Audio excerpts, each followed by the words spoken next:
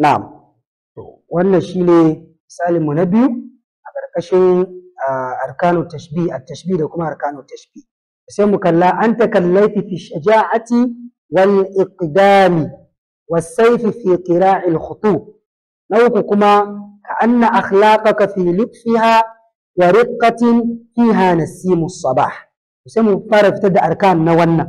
Yace anta kallaiti kai kaman zaki ne fi shaja'ati wajen gwarzantaka wajen ƙarfi wal iqdami da kuma fuskantan abu ba ja da baya adamu takahkur wasayf sannan kai kaman takobi ne fi qira'il khutubi wajen kutsa ma musifu. Na biyu uku kuma yace ka anna akhlaqaka kai ka ce ɗabi'unka fi lutfiha wajen taushinta wa riqqatin da sauƙinta fiha ka ce a cikin ɗabi'un naka akwai nasimus saba iska ne na safiya shi yasa ɗabi'unka suka zama haka.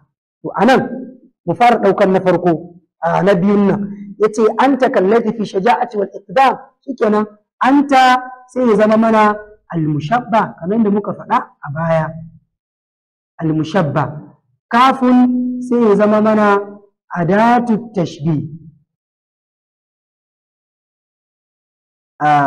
fi shaja'ati ko ash-shaja'ati wal iqdam tunda wannan sifa guda biyu ne aka faɗa da ash-shaja'ati da kuma al-iqdam dukan su biyun nan sai su zama mana wajhu ash-shaba ya zama musu sifa akthara kenan.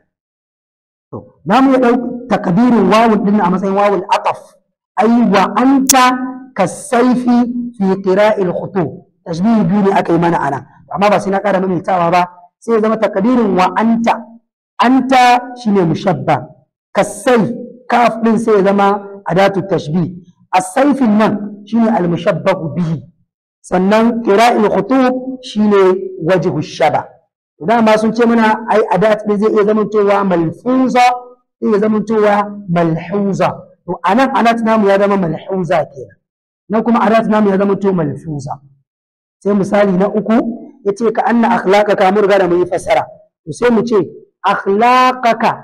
akhlaqaka shine mushabba tunda nan idafa ne mudaf da mudaf ilai shine mushabba ma'ana haka kenan akhlaqaka shine al-mushabba ka anna kuma shine adatu tashbih gashi adatu tashbih lutfi'a wa riqqatin wa'annan guda biyu sune a matsayin wajhu shaba lutfi'a wa riqqatin wajhu shaba dan nasimu as-sabah nasimu as-sabah shine al-mushabbahu bihi al-mushabbahu bihi.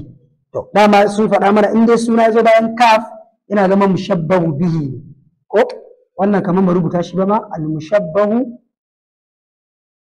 bihi aw al-mushabbahu bihi to in suna zo bayan kaf yana zama mushabbahu bihi in suna zo bayan ka'anna yana zama cewa mushabba sai mu rinka lura da haka.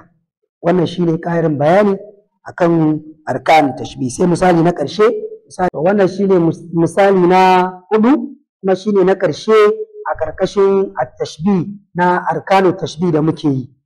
Misali yace ka annama al-ma'u fi safa'in wa kad jara dha'ibul lujayn.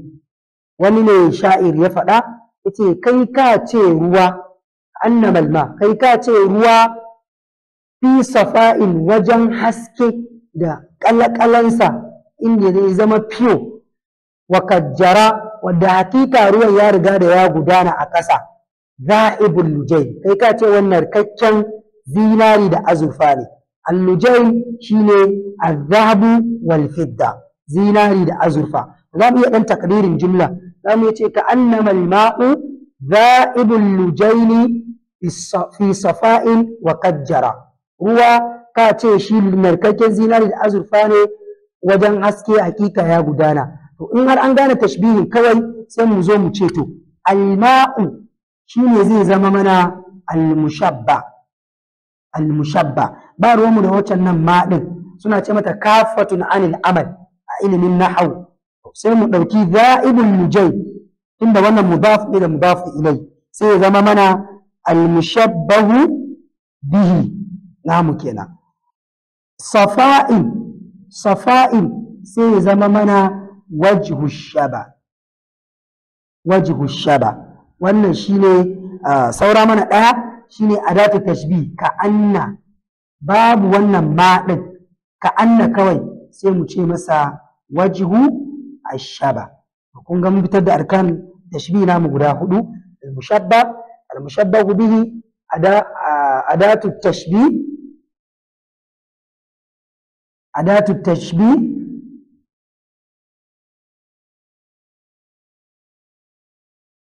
adatu tashbih, sai na karshe kuma wajhu shaba. to in dai har mu fahimci wannan misalan, to insha Allah an haɗa da karatunmu na baya na sauran misalan za a fahimce sa da kyau. wallahu ta'ala a'lam. wassalamu alaikum wa rahmatullahi ta'ala wa barakatuh.